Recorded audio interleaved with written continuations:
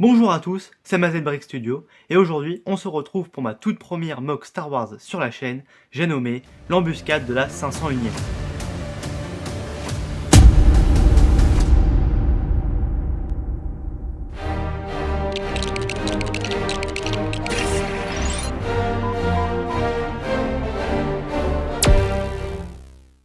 Avant de vous montrer la mock en détail, un peu de contexte s'impose. On est durant la guerre des clones, la grande armée de la République affronte l'armée droïde des séparatistes, comme on peut le voir dans la série The Clone Wars. Cette mock ne reprend donc aucune scène de la série, mais je me suis inspiré de la planète Felucia. On commence donc par la route sur laquelle passent l'armée droïde et les prisonniers, qui sont des clones et des villageois de la planète, et c'est pour libérer ces prisonniers que la 501e Légion tend une embuscade accompagnée de villageois résistants. On peut donc voir le capitaine Rex, évidemment, Anakin et Ahsoka qui sautent sur un stop, la 501e Légion qui arrive derrière Rex, et dont un sniper est présent sur le toit ici. Alors on reviendra sur les maisons juste après, mais avant je voulais revenir sur le devant de la mock pour vous montrer cette petite touche d'humour avec ce villageois, un Ugnaught, qui enfourche un droïde qui tente de récupérer son blaster.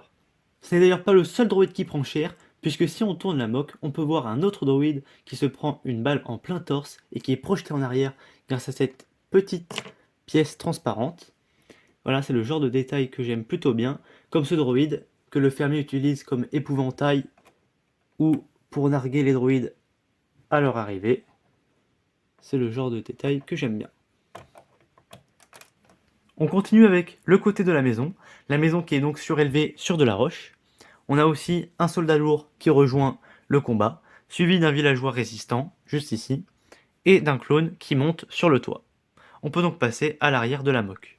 Et voici donc l'arrière de la mock, l'arrière que je trouve le mieux réussi finalement. Vous me direz ce que vous en pensez en commentaire, mais je trouve que l'aspect bricolé est bien représenté, aspect qu'on retrouve d'ailleurs sur le toit. Et j'aime bien cette partie, où ce n'est plus de la roche, mais de la terre qui surélève la maison.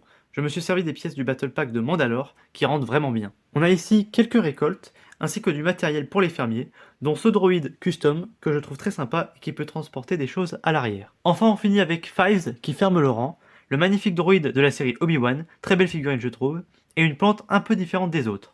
On passe donc au dernier côté de la mock, avec cette plus petite maison, quelques caisses et détails, d'ailleurs elle aussi est un peu surélevée sur de la roche, je trouve que ça rend plutôt bien.